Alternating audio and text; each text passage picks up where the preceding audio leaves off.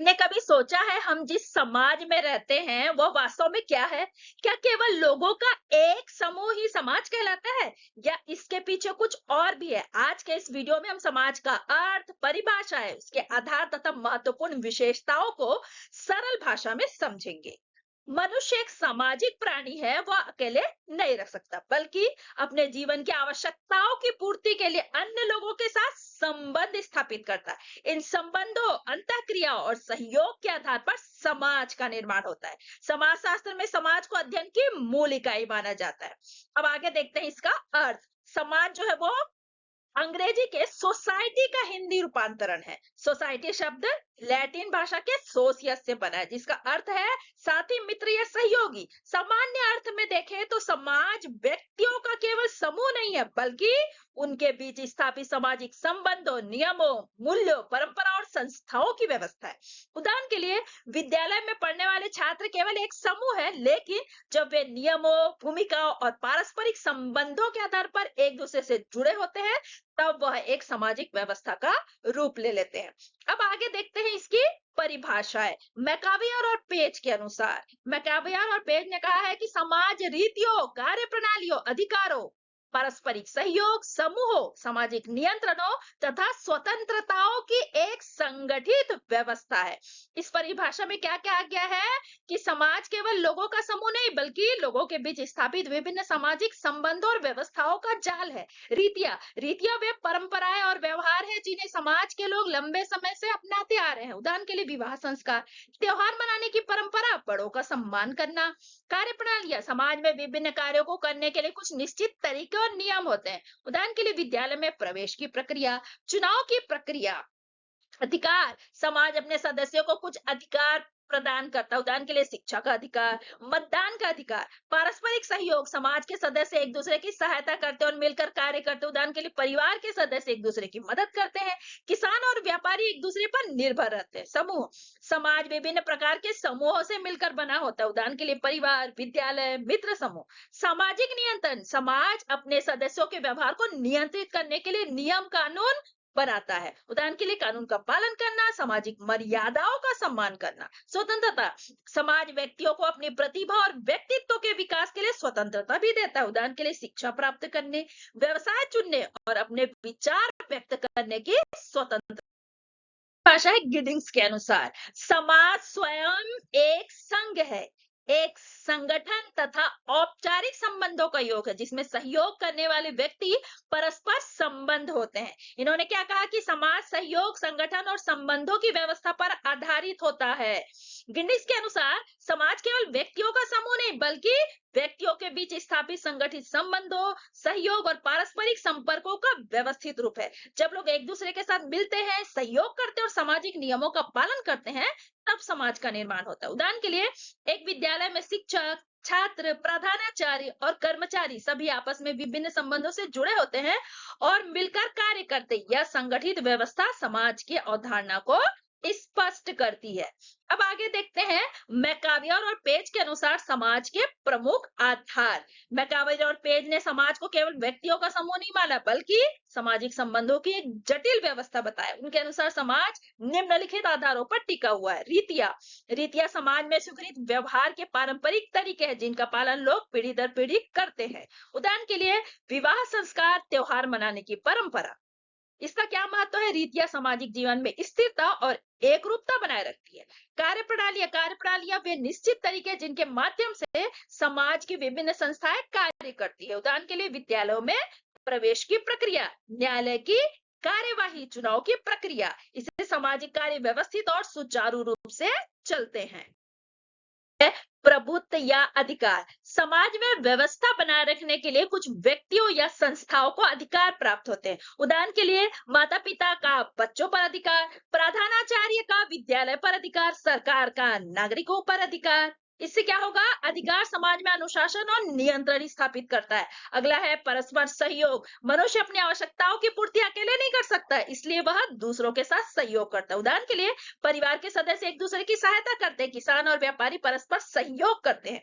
इससे सहयोग समाज के एकता और विकास का आधार है। अगला है समूह और विभाग। समाज विभिन्न समूह और विभागों से मिलकर बना होता है। उदाहरण के लिए परिवार, विद्यालय, धार्मिक संगठन, राजनीतिक दल। विभिन्न समूह सामाजिक आवश्यकताओं की पूर्ति करते हैं और कार्यों का विभाजन संभव बनाते हैं। अगला है मानव व्यवहार के नियंत्रण। समाज अपने सदस्यों के व्यवहार को नियंत्रित करने के लिए नियम, कानून, परंपराएं और नैतिक मूल्य बनाता है। उदाहरण के लिए कानून का पालन करना, चोरी न करना, सामाजिक मर्यादाओं का पालन करना। इससे समाज में शांति और व्यवस्था बनी रहती है। अगला है स्वतंत्रता। समाज में व्यक्तियों को अपनी क्षमताओं के विकास और विचारों की अभिव्यक्ति की स्वतंत्रता मिलनी चाहिए। उदाहरण के लिए शिक्षा प्राप्त करने की स्वतंत्रता, अभिव्यक्ति की स्वतंत्रता, व्यवसाय चुनने की स्वतंत्रता। इससे स्वतंत्रता व्यक्ति के विकास और समाज की प्रगति के लिए आवश्यक है। मैकावे और पेज के अनुसार इसका निष्कर्ष देखते हैं। रीतियां, कार्यप्रणालियां, अधिकार, सहयोग, समूह एवं विभाग, सामाजिक नियंत्रण तथा स्वतंत्रता समाज के प्रमुख आधार हैं। इन सभी तत्वों के संतुलन से ही समाज का निर्माण, संगठन और विकास संभव होता है। समाज की विशेषता है। पहला, समाज अमूर्त है। समाज कोई ऐसी वस्तु नहीं जिसे देखा या छुआ जा सके। यह व्यक्तियों के बीच पाए जाने वाले सामाजिक संबंधों का जाल है। उदाहरण के लिए हम विद्यालय, परिवार या गांव को देख सकते हैं, लेकिन समाज को सीधे नहीं देख सकते। हम केवल लोगों के आपसी संबंधों और व्यवहारों के माध्यम से समाज को समझते हैं। दूसरा है समाज जागरूकता पर आधारित है। समाज के निर्माण के लिए व्यक्तियों में एक दूसरे के अस्तित्व और संबंधों के प्रति जागरूकता होना आवश्यक है। उदाहरण के लिए एक परिवार के सदस्य एक दूसरे को जानते हैं, उनकी भूमिका और जिम्मेदारियों को समझते हैं। यही जागरूकता सामाजिक संबंधों को मजबूत बनाती है। तीसरा है समाज में समानता और भिन्नता दोनों सन्निहित है। समाज में लोगों के बीच कुछ समानताएं होती है, जैसे भाषा, संस्कृति, मूल्य आदि। साथ ही लोगों में लिंग, आयु, व्यवसाय, रुचियों आदि के आधार पर भिन्नताएं भी होती है। उदाहरण के लिए एक गांव के लोग एक ही संस्कृति से जुड़े हो सकते हैं, समानता, लेकिन कोई किसान, कोई शिक्षक और कोई व्यापारी भिन्नता। अगला है समाज में भिन्नता समानता के अधीन है। समाज में भिन्नताएं महत्वपूर्ण है, लेकिन वे तभी उपयोगी होती है जब उनके पीछे कुछ मूलभूत मान्यताएं मौजूद हो। उदाहरण के लिए पति और पत्नी की भूमिकाएं अलग अलग हो सकती है, लेकिन दोनों परिवार के कल्याण और साथ रहने के उद्देश्य से जुड़े होते हैं। यह समानता उनके संबंध का आधार बनती है। समाज अन्योन्याश्रिता पर आधारित है। समाज का प्रत्येक व्यक्ति किसी न किसी रूप में दूसरे पर निर्भर होता है। कोई भी व्यक्ति अपनी सभी आवश्यकताओं को अकेले पूरा नहीं कर सकता। उदाहरण के लिए किसान भोजन पैदा करता है, शिक्षक शिक्षा देता है, डॉक्टर उपचार करता है, सभी एक दूसरे पर निर्भर है। अगला है समाज में सहयोग और संघर्ष दोनों का अस्तित्व होता है। समाज के सुचारू संचालन के लिए सहयोग आवश्यक है, लेकिन विचारों, हितों और संसाधनों के कारण संघर्ष भी उत्पन्न होता है। उदाहरण के लिए परिवार के सदस्य मिलकर घर चलाते हैं, सहयोग। तो राजनीतिक दल चुनाव में प्रतिस्पर्धा करते हैं, संघर्ष। समाज में सहयोग और संघर्ष दोनों का साथ साथ चलते हैं और सामाजिक परिवर्तन में योगदान देते हैं। अब इसका निष्कर्ष देखते हैं। समाज सामाजिक संबंधों की एक अमूर्त व्यवस्था है जो जागरूकता, समानता, भिन्नता, अन्योन्याश्रिता तथा सहयोग और संघर्ष जैसे तत्वों पर आधारित होते हैं। चलिए अब इसको एक कहानी से समझते हैं। आदर्शपुर गांव की कहानी। एक गांव था आदर्शपुर। वहां अलग अलग परिवार, किसान, शिक्षक, दुकानदार और डॉक्टर रहते थे। रीतियां, गांव में हर साल दिवाली और होली सभी मिलकर मनाते थे। विवाह में बड़ों का आशीर्वाद लेना जरूरी माना जाता था। यही रीतियां जो लोगों को एक जैसी परंपराओं से जोड़ती है। कार्यप्रणाली, गांव के स्कूल में बच्चों के प्रवेश के लिए निश्चित प्रक्रिया थी। पंचायत की बैठक भी तय नियमों के अनुसार होती थी। यही कार्यप्रणाली है जिससे समाज व्यवस्थित चलता है। अधिकार, गांव के सरपंच पंचायत के निर्णय लेते थे। स्कूल में प्रधानाचार्य अनुशासन बनाए रखते थे। यही अधिकार है जो व्यवस्था बनाए रखता है। परस्पर सहयोग, एक बार किसान रामू की फसल बाढ़ में खराब हो गई, पूरे गांव ने मिलकर उसकी मदद की। यही सहयोग है जो समाज को मजबूत बनाता है।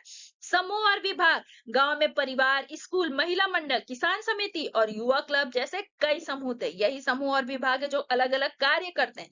सामाजिक नियंत्रण, यदि कोई व्यक्ति चोरी करता तो पंचायत और कानून उसके विरुद्ध कार्यवाही करते। यही सामाजिक नियंत्रण है जो लोगों के व्यवहार को नियंत्रित करता है। स्वतंत्रता, गांव की लड़की सीमा पढ़ लिख कर डॉक्टर बनना चाहती थी, समाज ने उसे शिक्षा प्राप्त करने की स्वतंत्रता दी। यही स्वतंत्रता है जिससे व्यक्ति अपनी प्रतिभा का विकास कर सकता है। अब इसकी विशेषताओं को समझते हैं। समाज अमूर्त है, आदर्शपूर्ण गांव दिखाई देता था लेकिन कोई भी समाज को देख नहीं सकता। लोग केवल गांव के व्यक्तियों को देख सकते थे लेकिन उनके बीच के संबंधों को देखकर समाज का अनुभव कर सकते थे, इसलिए समाज अमूर्त है। जागरूकता, गांव के सभी लोग एक दूसरे को पहचानते थे और अपनी जिम्मेदारियां समझते थे, यही सामाजिक जागरूकता है। समानता और भिन्नता, सभी गांव वाले एक ही संस्कृति के थे। समानता, लेकिन कोई किसान, कोई शिक्षक, कोई डॉक्टर था। भिन्नता, समाज में दोनों आवश्यक है। भिन्नता समानता के अधीन, किसान, शिक्षक और डॉक्टर के काम अलग थे लेकिन सभी गांव की भलाई चाहते थे। यही समानता भिन्नताओं को जोड़ती है। अन्योन्याश्रिता, किसान अनाज उगाता था, शिक्षक पढ़ाता था, डॉक्टर इलाज करता था, सभी एक दूसरे पर निर्भर थे। सहयोग और संघर्ष, गांव वाले मिलकर तालाब बनाते थे, सहयोग, लेकिन पंचायत चुनाव में अलग अलग उम्मीदवारों का समर्थन करते थे, संघर्ष। समाज में सहयोग और संघर्ष दोनों साथ साथ चलते हैं। इस कहानी के माध्यम से पूरा जो उत्तर है आप लोगों को आसानी से समझ में आया होगा। अगर ये वीडियो आपको पसंद आया हो तो लाइक करें, शेयर करो, चैनल को सब्सक्राइब करना ना भूले। धन्यवाद।